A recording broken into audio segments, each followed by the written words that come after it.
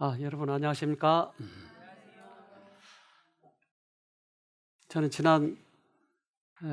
지난주에 모퉁이돌 교회를 다녀왔습니다. 하나님의 성전을 지을 때 가장 하중이 많이 받는 그 기둥 밑에 큰 돌을, 그 초석을 설계해서 마련했는데, 이 돌이 너무 크니까 어디다 놓아야 될지를 몰랐어요. 그래서 그 돌을 버려버렸어요. 그리고 성전을 짓다 보니까 하중을 많이 받는 부분이 돌이 없는 거예요. 그래서 버렸던 돌을 다시 가져와서 맞춰보니까 딱 맞는 거예요. 그게 모퉁이 돌이에요. 즉 예수를 상징하는데, 예수를 필요 없다고 예수를 거절했어요. 그런데 예수를 통해서야만이 우리가 구원을 얻는다고 하는 것을 알게 됐어요. 중요한 의미가 있죠. 거기에 우리가 이제 주말 부흥회를 갔다 왔는데, 어제 저녁에 오셨던 분들은 간증들을 들으셨을 거예요. 수십 년 만인지 10여 년 만인지 우리 며느리하고 처음으로 같이 그렇게 순서를 써본 것 같습니다. 어떻게 하면 우리가 예수님의 통로가 될 수 있을까? 여러분 그렇게 되고 싶으세요? 내가 예수님의 통로가 되는 거예요. 우리 믿음의 선배들만 그런 일을 하는 줄 알았는데 우리도 그렇게 될 수 있다고 하는 것이죠. 그런 요지가 뭔가 하는 겁니다. 하늘에서는 전쟁이 있었어요. 그래서 그 전쟁에 하나님 편의 대장은 예수님이었고, 또 다른 편은 천사장이라고 주장한 루스벨이었어요. 근데 그 전쟁에 져서 이 땅에 떨어진 게 사탄이었어요. 근데 이 사탄이 이 땅에 떨어지게 됐는데요, 그 떨어지게 된 이유, 하늘에서 쫓겨난 이유를 성경은 이렇게 설명을 합니다. 이사야 14장 13절로 14절. 내가 내 마음에 이르기를 내가 하늘에 올라 하나님의 묵별 위에 나의 보좌를 높이리라. 내가 북극 지폐의 산 위에 좌정하리라. 가장 높은 구름에 올라 지극히 높은 자와 비기리라 하도다. 우리는 이 신앙생활 하면서도 가장 끝까지 잘 없어지지 않는 죄, 버려지지 않는 죄가 교만이더라고요. 교만, 다른 사람을 끌어내리고 다른 사람이 나보다 높거나 더 잘생기면 질투가 나는 거야. 이기심, 교만, 질투, 이것들이 가장 오래까지 남아있는 것 같아요. 그렇다면 우리 하나님은 어떠신 분인가? 그래서 하나님께서 인간의 옷을 입고 오신 분이 예수님이세요. 근데 이 예수님을 보면 하나님을 알 수가 있는 거예요. 그 예수님은 어떻게 이 땅에 오셨는지 하는 것입니다. 빌립보서 2장 6절로 7절. 그는 근본 하나님의 본체시나 하나님과 동등됨을 취할 것으로 여기지 아니하시고 오히려 자기를 비어 종의 형체를 가져 사람들과 같이 되었고. 그는 하나님, 세 분 하나님, 아버지, 아들, 성령 하나님, 이 세 분 하나님은 동등한데 그분은 종의 형체를 지어서 십자가에 죽으시고 우리 인간을 살리시기 위해서 오신 거예요. 그냥 가장 밑바닥까지 내려오신 거예요. 그러니까 사단과 하나님의 차이는 어떤 차이가 있죠? 가장 큰 차이는 교만과 겸손이에요. 그래서 나는 교회를 다니지만 왜 나에게는 이 교만한 마음이 있는가? 이것은 그 죄와의 단절이 끝까지 안 돼 있기 때문에 그런 거죠. 사실 예수님을 신실하게 믿는 자들은 겸손해야 되는 것이에요. 겸손치 못한 것은 아직도 많은 서로 관계를 가지고 있다는 얘기죠. 그래서 예수님은 철저하게 자기를 낮추셨는데 그러한 표현으로 이렇게 하십니다. 내가 스스로 아무것도 하지 아니하고 살아계신 아버지께서 나를 보내심에 내가 아버지로 인하여 살고 내 영광을 굳지 아니하고 나를 보내신 이의 영광을 구하노라고 하셨다. 이 말씀들 가운데 우주의 생명의 법칙이 되는 대원칙이 제시되어 있다. 그래서 예수님은 능력이 있으셨어요. 모든 걸 할 수 있어요. 그런데 나는 스스로 아무것도 할 수 없노라라고 얘기해요. 즉 아버지의 명령에 따라서 아버지께서 시키는 대로만 하겠다고 하는 거예요. 자기를 완전히 낮추셨어요. 저는 이 교회 하기 전에 새로남 교회를 하게 됐어요. 저는 그때 참 많은 그 하나님의 말씀을 보고 감동을 받아서 그 말씀대로 살기로 마음에 결심을 하고 교회가 세워지면 어떻게 해야 되겠다고 구상을 했어요.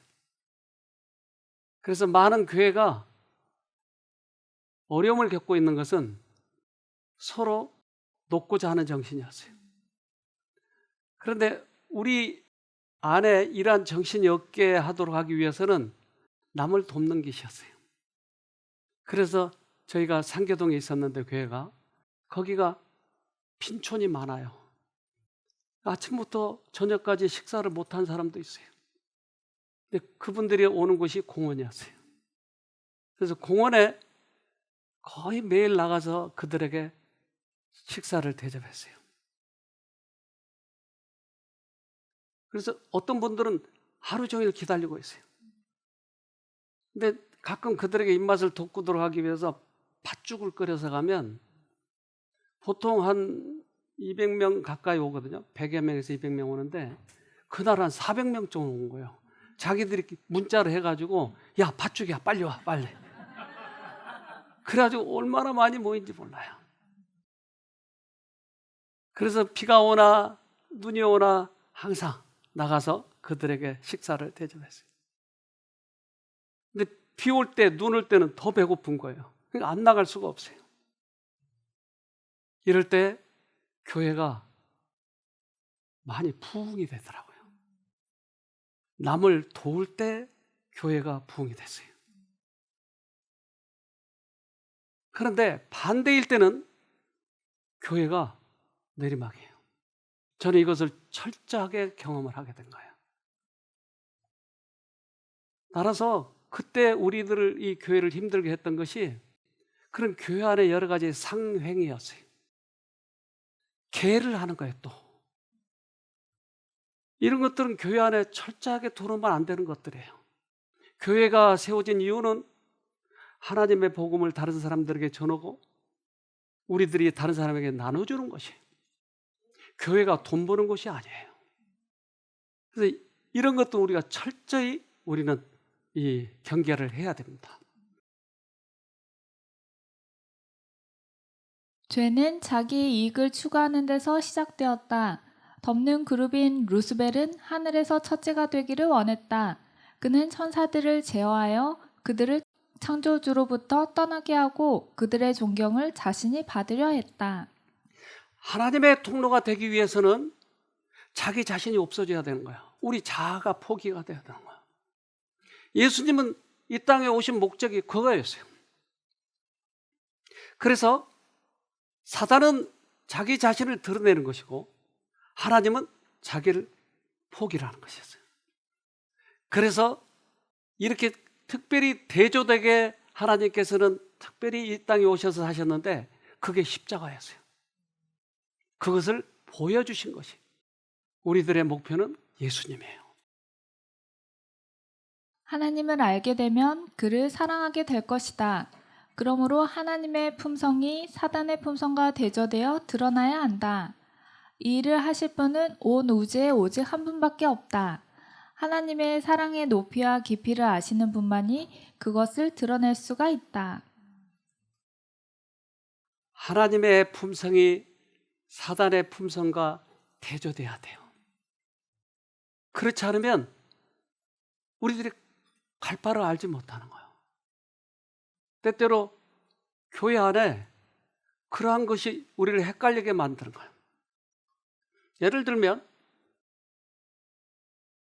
부자는 또는 정치적으로 고관들은 오자마자 장로가 되는 거예요. 그렇게 되면 교회 질서가 엉망이 되는 거예요. 마치 신앙을 잘하면 돈을 많이 버는 걸로 착각하게 되는 거예요. 그럼 돈 못 번 자는 교회 오면 안 돼요. 그러면 그 착각을 하면 안 된다 이 말이죠. 우리의 목표는 하늘이지 이 땅에서만 잘 되는 거 아니라고요. 때때로 하늘을 가는 사람 중에 때때로 돈을 버는 사람도 있고 못 버는 사람도 있어요. 다윗 같은 사람은 왕이었어요. 그래서 하나님을 신실하게 믿어서 그는 왕이 됐어요. 그럴 수도 있고 아주 가난한 사람도 있어요. 예수는 가난하게 사셨어요. 예수는 처참하게 돌아가셨어요. 그럼 뭐라고 얘기할 수 있겠어요? 하늘이 없다면 그건 실패작이에요. 그래서 우리는 보이는 가시적 교회가 있지만 보이지 않는 비가시적인 교회가 있어요. 그래서 예수님이 사마리아 여인과 만났을 때 여러 가지 대화를 하다가 그 여인은 예수님이 너무나 자꾸 집요하게 물어보니까 당신들의 교회는 예루살렘에 있고 우리 교회는 여기 사마리아에 있어요. 그러니까 이제 헤어지자는 얘기예요. 그런데 예수님은 이 교회를 이렇게 설명했어요. 요한복음 4장 23절로 24절. 아버지께 참으로 예배하는 자들은 신령과 진정으로 예배할 때가 오나니 곧 이때라. 아버지께서는 이렇게 자기에게 예배하는 자들을 찾으시느니라. 하나님은 영이시니 예배하는 자가 신령과 진정으로 예배할지니라. 예배는 보이지 않는 하나님을 우리가 섬기는 예배니까 그게 영적으로 드리는 예배가 있고 그저 가시적으로 보낸 예배가 있다 이 말이죠. 여러분은 어떤 예배입니까? 어쩌면 오늘 하나님을 간절히 만나고 싶어서 오신 분은 최고의 관심이 그거라면 영적 예배일 거예요. 그러나 오늘 하루 채우자. 또 누구 엄마도 오고 누구 엄마도 잡담 좀 하자. 이거라면 의미가 없을 거예요. 이 말을 탁 깨달아요. 사마리아 여인은. 그리고 당신이 선지자입니까? 아니면 오실 그입니까? 이스라엘 사람들은 항상 메시아를 기다렸어요. 메시아는 기름 부은 자란 뜻이. 그것은 제사장 또는 선지자 또는 왕 이 세 가지 것을 즉위식 할 때 항상 기름을 부어요. 그러니까 기름 부은 자란 뜻은 이 세 가지 것을 다 하는 사람. 그것이 메시아였어요. 그래서 그를 메시아를 그라고 불렀어요. 그래서 그의 이 얘기 히스토리, 히스토리, 히스토리. 그런데 그러면 그입니까? 이 말은 당신이 메시아입니까? 예수님은 자기를 찾는 자에게 언제나 정직하게 대답해요. 내가 그이니라. 그는 영적 안목이 떴어요. 그리고 바로 하는 일이 동네에 가서 복음을 전했어요. 내가 메시아를 만났다고. 요한복음 4장 28절로 29절. 여자가 물동이를 버려두고 동네에 들어가서 사람들에게 이르되 나의 행한 모든 일을 내게 말한 사람을 와 보라. 이는 그리스도가 아니냐 하니. 즉 복음의 통로는 내가 만난 그분을 소개하는 것이었어요. 그래서 나다나엘도 와 보라 했고 이 여자도 와 보라고 얘기한 거예요. 내가 만났어. 내가. 이제까지는 그가 하나의 한낱 선지자인 줄 알았는데 그분이 메시아였어. 와봐. 물동이를 놔두고 간 것은 다시 돌아오겠다는 얘기, 아니면 가지고 갔을 거예요. 우리가 다른 사람에게 복음을 전하러 간 것은 내가 만난 하나님이에요. 나에게 전해준 그 하나님, 은혜를 베풀어 주신 그 하나님. 이것은 감동이 있고 많은 사람들에게 영향력이 있어요. 저는 원래 하나님을 믿지 않았어요. 30대 초반까지. 그런데 종교 암흑 시대 때의 그 사실들을 쏘는 책들을 보고 난 너무 충격을 받았어요. 물론 우리가 세계사에서 그건 배우긴 하지만 이렇게 사실적으로 어떻게 그것을 써놨을까? 루터, 칼빈, 주잉글리 이런 사람들의 얘기. 그걸 보고 나는 얼마나 충격을 받았는지 이것을 책을 놓을 수가 없는 거예요. 그래서 밤을 며칠간 새고 또 보고 또 보고 또 보고, 어떻게 그때 가서 보고 썼나? 어떻게 이렇게 사실대로 썼지? 너무나 충격이었어요. 그래서 나도 이렇게 살자. 앞으로 그렇게 살아야 되겠다. 그래서 저는 여러 가지 목적으로 이곳 시골까지 이사를 오게 됐어요. 내가 이게 감동이 견딜 수가 없어요. 다른 사람에게 이 얘기하지 않으면 견딜 수가 없는 거예요. 그래서 이 마을에 와서 처음 영혼들을 구원할 때 이 사람들이었어요. 너무나 감동이 있어요. 난 예수를 전하지 않을 수 없는 것이. 그래서 제가 여기에서 한 1시간 거리에 있는 그곳에 구역반을 하게 됐어요. 매일 갔어요. 그 집이 너무나 가난한 집이었어요. 저 뒤에 보이는 헛간이 그 집이었어요. 근데 저기에 가서 내가 만난 하나님을 전한 거예요. 그러니까 저 부부가 우리 여기서 교회를 세웁시다. 아니, 교회를 어떻게 세워요? 돈도 없고 능력도 없고. 저는요 103명을 인도한 사람이에요. 그러니 나는 사람이 모을 테니까 저보고 계속 가르치기만 해래요. 그래서 거기에서 계속 구역반을 하는데 사람들이 와서 몰려오는 거야. 내가 만난 하나님을 얘기하는 거야. 그때 처음 침례를 받은 사람들이었어요. 내가 만난 하나님, 그분이 나에게 감동을 주셨고 내 어떤 부분들을 치료하셨고, 그래서 그분을 높이면 통로로 쓰시더라고요. 근데 나를 높이면 거기서 끝이었어요. 저는 여러 번 실수해 봤기 때문에 이것이 얼마나 확실한 것인지 알아요. 왜 저도 죄인이라 왜 저를 높이고 싶지 않겠어요? 설교를 한번 잘하면 그 다음에 탁 폼 재는 거예요. 그리고 이제 슬며시 나를 자랑하는 거예요. 설교 시간에 나를 높이는 거 그렇게 어렵지 않아요. 그 속에다 나를 몰래 집어넣는 거예요. 좀 너무 단순한 사람은 나 잘한다, 나 그렇게 폼재요. 근데 조금 머리 있는 사람은 누가 그러는데 나 멋있다고 그래. 자기 자랑 안 하는 거예요, 이거. 근데 그 자랑이에요, 그게. 이렇게 하면 끝이더라고요. 예수님의 통로가 되기 위해서는 자기를 철저하게 낮추는 거예요. 예수님만이 나타나야 돼요. 그런 자 중에서 아주 유명한 분이 있는데 요한이에요. 요한은 상당히 제자들이 많았어요. 근데 제자들이 이제 자기를 믿고 따라다니는 거예요. 근데 예수가 딱 나타나는 거예요. 근데 그 예수님이 이제 메시아라고 하는 것 요한은 어렴풋이 알아요. 그리고 자기는 없어져야 된다고 하는 사람인 것을 또 알아요.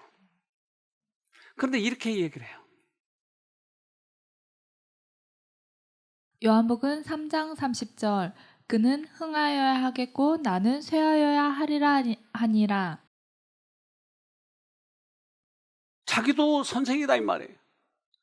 근데 예수는 흥해야 되고 나는 쇠야 된다는 거예요. 이것이 훌륭한 거예요. 이건 바보가 아니고 가장 훌륭한 사람.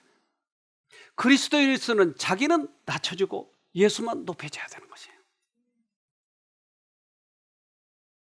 확실히 이때 요한이 했던 말보다 더 겸손하고 더 순종적이고 더 무화적인 것은 결코 들어볼 수 없다.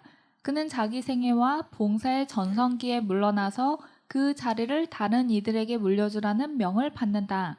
확실히 침례 요한보다 더 큰 이가 일어남이 없도다. 그래서 가장 낮은 자가 가장 큰 자라고 하는 것이에요. 예수님은 하늘의 큰 자였기 때문에 가장 낮은 위치로 오신 것이에요. 이 이치를 모르는 거예요.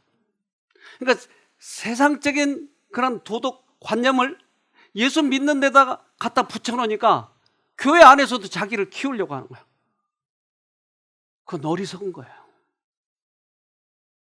요한은 그래서 예수님께 계속 초점을 맞춰주는 거예요. 예수. 저는 이제 부부 세미나를 가끔 하는데 우리가 1월 달에 이제 우리 부모 학생 프로그램을 하는데 부부 세미나 할 때는 남자와 여자가 다른 점이 많아요. 그렇죠? 많이 다르죠? 네. 그런데 서로 틀리다고 요즘에는 그 이혼 사유가 50%가 성격이 다르기 때문에 틀리다는 거예요. 이혼한다는 거예요. 틀릴 수밖에 없는데 남녀는. 근데 틀리지만 서로 조화를 이루고 살 때 가장 아름다운 거예요.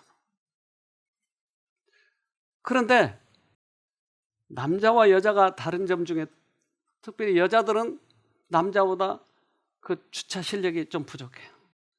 근데 남자들은 한 번만에 탁 갖다 대. 근데 가끔 내가 에코랜드 가서 실수하면 자존심이 상하는 거야. 한 번만에 탁 대야 되는데 잘 안 돼. 근데 여자와 남자가 다른 점이 있어요. 근데 남자는 원래 태어날 때부터 가정을 다스리게 태어났어요. 그래서 조그만 애들 보세요. 지금 한 서너 살, 대여섯 살 된 아이들, 사내 아이들은 싸울 때 주먹으로 싸워요. 근데 여자들은 이걸로 싸워요. 그러니까 달라 여자하고 남자하고. 그런데 남자는 가정을 주도하고자 하는 성향이 날 때부터 있는 거예요. 근데 여자들은 우리 그 하와에게 한 것처럼 동반자예요. 근데 여자가 주도해버리면 가정이 이상하게 돼버린 거예요. 그래서 우리는 자기의 그 태어난 목적에 따라서 잘 조화를 이루면 가정이 행복해요. 그것은 창세 때나 지금이나 똑같아요. 지금은 현대사회이기 때문에 다르다고요? 그렇지 않아요. 원래 그렇게 태어났으니까 본성적으로. 그래서 유전자도 달라요. 남자하고 여자하고.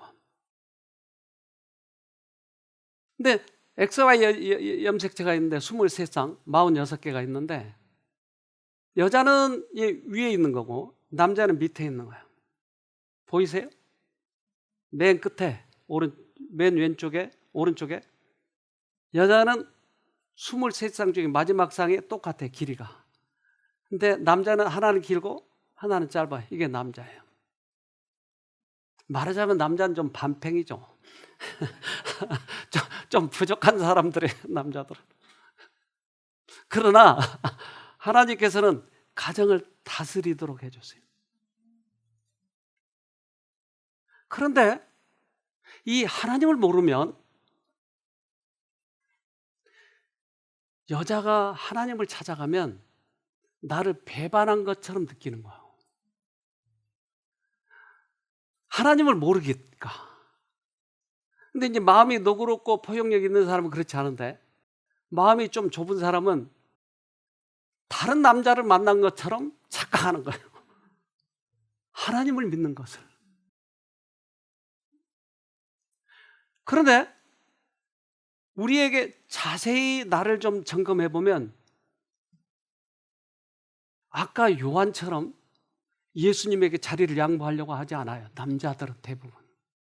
그래서 남자들 사이에서는 아주 이 각축정이 대단해요. 근데 요한은 그는 흥하야 됐고 나는 쇠하야 되겠다는 말은 이건 대단한 거예요. 자기를 많이 낮춘 것이었어요. 요한복음 3장 26절 저희가 요한에게 와서 가로되 라삐여 선생님과 함께 요단강 저편에 있던 자 곧 선생님이 증거하시던 자가 침례를 주매 사람이 다 그에게로 가더이다. 성질을 돋궈주는 거예요, 말하자면. 요한 제자들이 예수한테 다 가버렸어요. 여러분 어떻게 생각하세요? 교회는 한두 사람만 빼나가도 성질 나는데 다 데려가 버린 거예요. 그래서 요한의 성격이 여기에서 보이는 거예요. 만일 요한이 자기 연민에 빠져 자기의 지위를 빼앗기는 일에 대하여 슬픔과 실망을 표시하였다면 그는 불화의 씨를 뿌렸을 것이며 질투와 시기를 조장하여 복음 사업의 전진을 심각하게 방해했을 것이다. 그러니까 이게 시험이었어요. 그러나 요한은 끝까지 자기를 낮추는 거예요.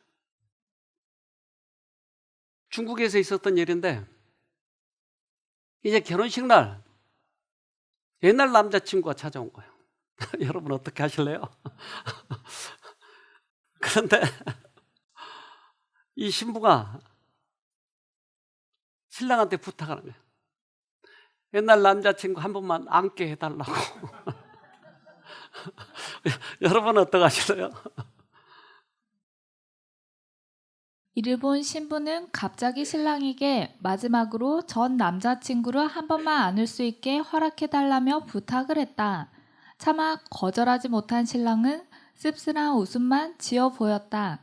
신부는 한 손에 부케를 든 채 다른 한 손으로 전 남자친구의 등을 쓰다듬며 포옹을 나눴다. 전 남자친구는 신부를 껴안은 뒤 신랑에게도 악수를 권하며 인사를 했다.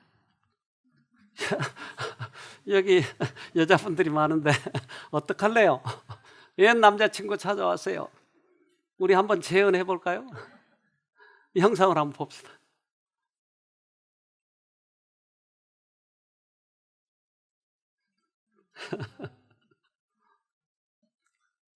신랑에게 양보를 해달라고 그러고 껴안아요. 신랑 질투 나지 않을까요?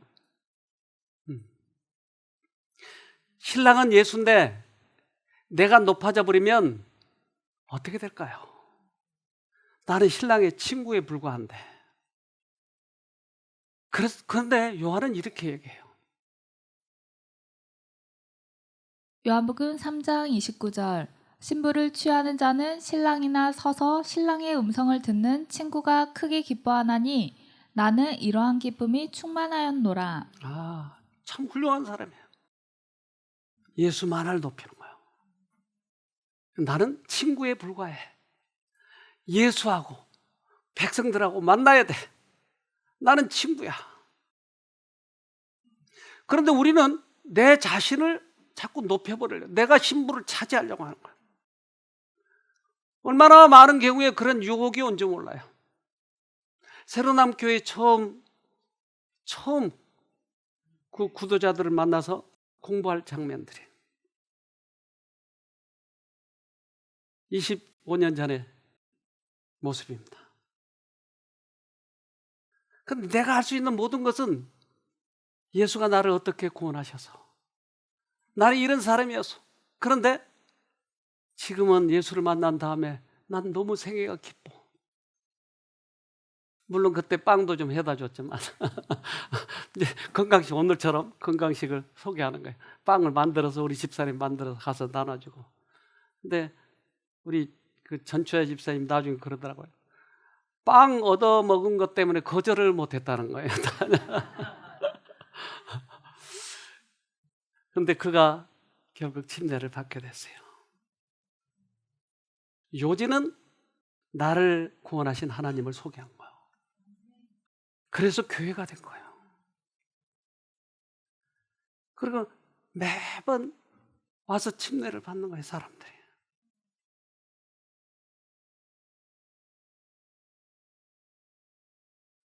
사람들은 그 예수를 만나기를 원하는 거예요. 나를 만나러 오는 게 아니고 예수를 만나러 오는 거예요. 그래서 교회가 꽉 차서 어떻게 해요? 교회를 이제 옮길 수도 없고. 그래서 많이 안 돌아가기 위해서 한쪽은 좌석을 없애고 그냥 맨바닥에 앉고 한쪽은 의자를 놓고 앉고 좀 불편하신 분은 의자 앉고. 그래도 그를 꾸역꾸역 들어와서 나중에 그래서 큰 교회를 사가지고 갖게 됐어요. 누가 똑똑해서요? 아니요. 주님을 높이면, 내가 통로가 되면 요한처럼 나는 친구에 불과한 거예요. 이걸 제가 오랫동안 교회를 개척하고 교회를 섬기면서 느끼는 바예요. 이것을 몇 번 제가 반복한 이유는 우리가 그렇지 않으면 우리도 형편없는 사람이 되고 말아요. 주님만을 높여야 돼요. 교회 안에서는 주님이 주인이어야 돼요. 우리 예수님의 제자들도 그랬어요. 예수께서는 제자들이 당신에게서 보고 들은 것을 세상에 선포하는 증인으로 내보내시기 위하여 그들을 부르셨다. 그들의 임무는 인류가 일찍이 부름을 받은 일 중에서 가장 중요한 것이었으며 그리스도께서 친히 가지신 임무에 바로 다음가는 일이었다. 네, 우리는 증인에 불과한 거예요. 근데 이 일이 가장 중요한 일이라고 하는 거예요.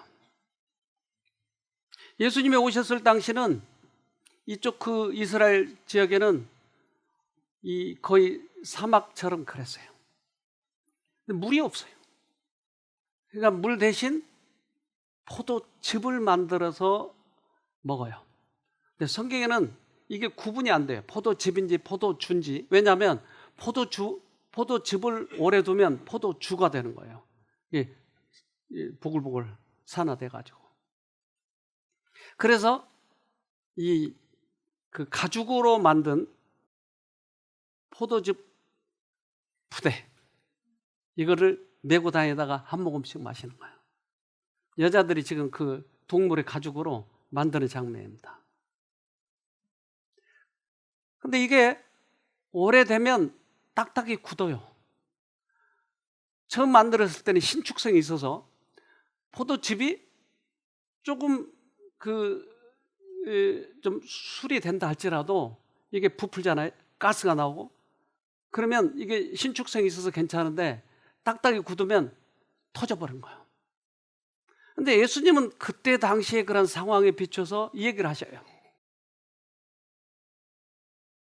마태복음 9장 17절 새 포도주를 낡은 가죽 부대에 넣지 아니하나니 그렇게 하면 부대가 터져 포도주도 쏟아지고 부대도 버리게 됨이라.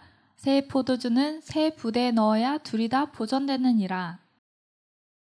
자, 이 말은 우리가 가지고 있는 과거의 낡은 사상을 가지고 있으면 하나님의 복음을 전하는데 결국 실패할 것이라는 거예요. 즉 우리 마음을 비우고 예수님의 사상을 그대로 받아들이고 전할 때 성공할 것이라고 하는 얘기였어요. 우리의 과거의 사상을 버려야 되는 것이에요. 내가 과거에 가졌던 세상 도덕 이걸 가지고 그대로 교회에 들어오면 터져버릴 것이라고 하는 얘기예요.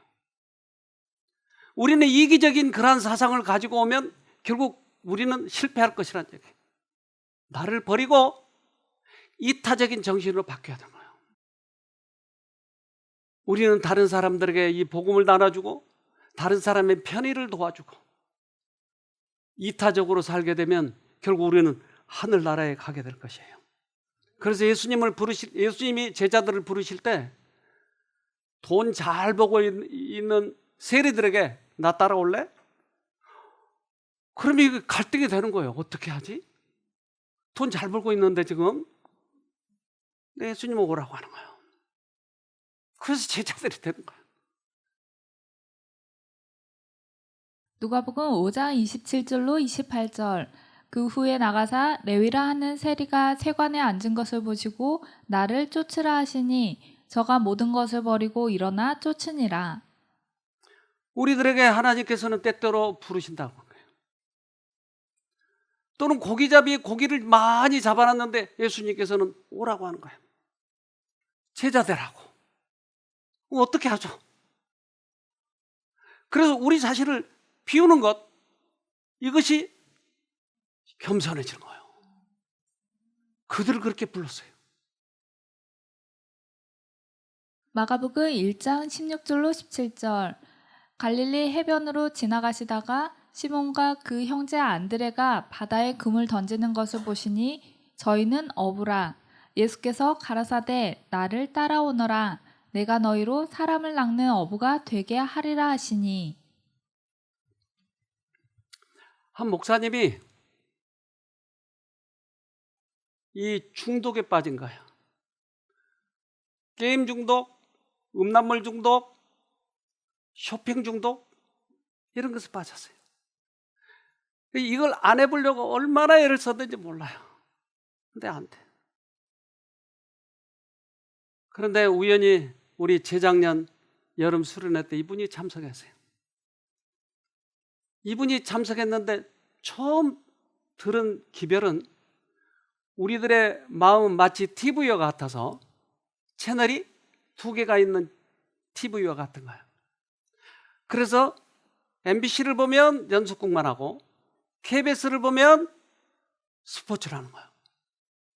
근데 그 연속극의 그것들이 너무나 재미있으니까 계속 연속극만 보는 거예요. 그러다 보면 나중에 채널이 고정돼서 잘 안 움직이는 거예요. 성경은 우리들에게 2가지 생각이 들어온다고 얘기하는 거예요. 우리는 생각을 만들어낸다고 착각을 하는데 우리는 생각을 만들어낼 수 있는 능력이 별로 없어요. 그래서 주로 받아들이는 거예요. 그런데 그 생각을, 즉 채널을 바꾸면 그 욕망이 바뀐다고 하는 것이에요. 이분이 깜짝 놀란 거예요. 처음 들은 기별이었어요. 그래서 그는 그 중독에서 빠져나오기 위해서 노트북을 던져가지고 깼어요. 나 이제 절대 안 보리라. 근데 또 다시 보는 거예요. 쇼핑 중독해가지고 돈을 많이 없앴어요. 자기 부인을 속이기 위해서 별의별 방법으로 다 소포를 이렇게 배달을 시켰어요. 그래서 교회가 일주일 동안 안 하니까 이제 안 하는 기간 동안에 도착하도록 해서 그 교회에서 이제 물건이 오면 이거 어떻게 해서 얻게 됐다고 자기 집에 가지고 들어가면 부인이 이제 그 잔소리 안 하는 거야. 근데 하루는 교회 간 날 도착했어, 그게. 그래가지고 부인한테 딱 들켰어요. 아주 난감하겠죠? 그렇게 머리를 쓰고 아무리 중독에서 헤어나오려고 해도 헤어나올 수가 없었어요. 이제 어느 날 그 수련회 와가지고 깜짝 놀란 거예요. 그래서 하나님을 계속 부르기 시작했어요. 그랬더니 끊어진 거예요. 그 중독이. 여기 이제 1월 달에 하는 그 부모 학생 프로그램에 중독 문제 다룰 거예요. 중독은 손을 묶어놔도 안 돼요. 중독이 얼마나 해롭다고 한가 아무리 영상으로 보여줘도 안 돼요. 왜냐하면 그게 만족을 주니까. 그게 다른 채널에서 오니까. 안 돼요. 안 끊어져요. 술 중독자 여기 자주 오잖아요. 안 돼요. 근데 채널이 바뀌지니까 다 끊는 거예요. 이분이 그걸 배웠어요. 그래서 자기를 그 중독을 끊는 것에 대해서 하나님께서 역사하신 것에 대해서 사람들에게 이야기하니까 사람들이 돌아오기 시작하는 거예요. 이제 목회가 할 만한 거예요. 그래서 지난 일본인 프로그램에서 이분이 여기 오셔서 간증을 했어요. 우리 한번 들어봅시다. 제가 그곳에 가서 큰 충격을 받은 것이 있었습니다. 그것은 우리 안에 두 생각이 들어온다는 것인데 내 안에 생각은 없고 사단의 생각과 하나님의 생각만 들어온다는 것이었습니다. 나에게는 생각이 없고 하나님께 주신 것은 선택력밖에 없기 때문에 둘 중에 한 가지만 선택할 수 있다는 그 말이 정말 이해가 되지 않았습니다. 제 인생에서 이런 말은 처음 들어보았고 저의 생각의 구조를 바꿔야 하는 중대한 선택의 기로에 놓였습니다. 세미나에서 배운 것은 이 생각과 감정을 끊기 위해서 하나님의 이름을 부르고 예수님을 끊임없이 바라보라는 것이었습니다. 그때부터 저는 예수님을 부르고 예수님을 바라보기로 마지막으로 한 번만 더 해보기로 결심했습니다. 그렇게 수련회를 마치고 집에 돌아왔을 때부터 저는 예수님을 부르고 예수님을 바라보기 시작했습니다. 가족들과의 어떤 감정이 상할 때, 아이들이 버릇없는 행동으로 마음에 화가 올려 할 때 예수님을 부르고 예수님을 반복해서 계속 불렀습니다. 아내가 말하는 것들이 막 서운하게 들리고 또 답답하게 들리고 짜증이 나게 날 때에 제가 막 스트레스를 받는다고 생각이 들 때마다 예수님을 부르면 참 신기하게 마음이 평안해지기 시작했습니다.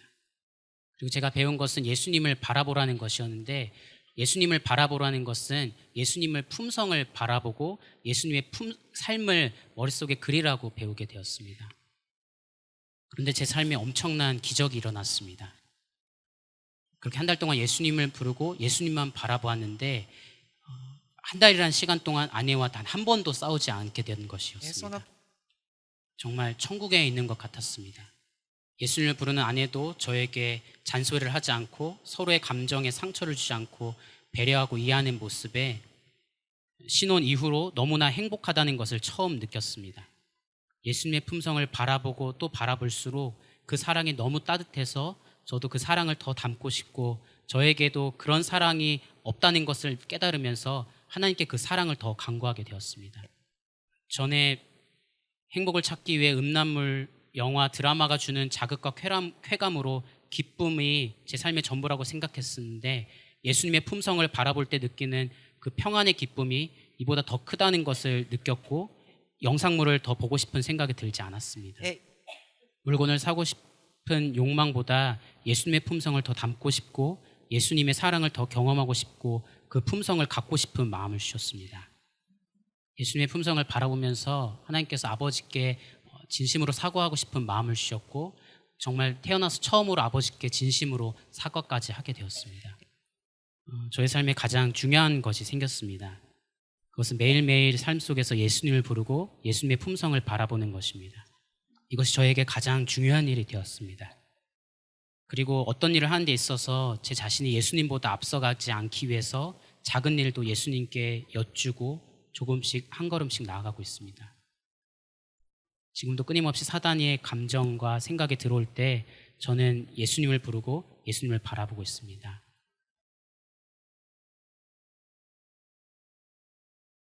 이분의 아버지가 50년 동안 바둑 중독이었어요. 네 아들의 사과를 듣고 아버지가 바둑을 끊었어요. 50년 만에. 이분은 자기에게 역사하신 그 하나님을 다른 사람들에게 전한 거예요. 이게 사람들에게 감동을 준 거예요. 내가 경험하지 않고 감동이 없으면 아무리 얘기해봐야 그것은 논리에 불과한 거예요. 우리 예수님을 경험합시다. 그리고 나를 높이지 말고 예수님을 증거하도록 합시다. 여러분 꼭 승리하기를 간절히 바랍니다.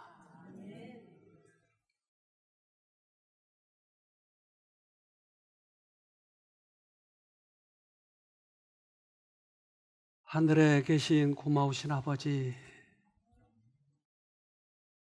주님이 이 땅에 오셔서 우리에게 모본을 보여주시고 어떻게 살아야 될지 자상하게 말씀해 주셔서 감사합니다. 우리의 믿음의 선배들 오직 주님만 높이고 자신들은 없어졌지 않습니까? 이제 우리도 주님의 도구가 되고 싶습니다. 주님의 통로가 되어서 나에게 베푸신 그 하나님의 은혜와 능력을 다른 사람들에게도 전하고 싶습니다. 그래서 저희가 요한처럼 우리 자신을 포기하기를 원합니다. 이제 말씀하시면 순종하는 저희가 되도록 도와주시옵소서. 특별히 이 교회를 사랑하여 주셔서 많은 사람들에게 복음을 전할 수 있는 여건을 마련해 주셨지 않습니까? 그러기에 이제 이 교회가 오직 주님의 방법대로만 따라갈 수 있도록 해주시고, 우리의 과거의 욕망, 과거의 우리들의 성향들을 버리도록 해주셔서 이제 주님의 통로가 되는 저희가 되도록 도와주시옵소서. 오늘도 자신과의 싸움에서 처절하게 투쟁하고 있는 아들, 딸들에게 이길 수 있는 능력을 주시고, 치료를 위해서 최선을 다하여 주님을 부르고 있는 당신의 사랑하는 아들, 딸들에게 오늘 은혜를 베풀어 주셔서 치료될 수 있도록 도와주시옵소서. 주님은 지금도 살아계시지 않습니까? 그러한 능력을 보여주셔서 주님을 더욱더 우리가 간절하게 따르는 우리 모두가 되도록 도와주시옵소서. 우리를 죄에서 구원하신 예수님 이름으로 기도합니다. 아멘.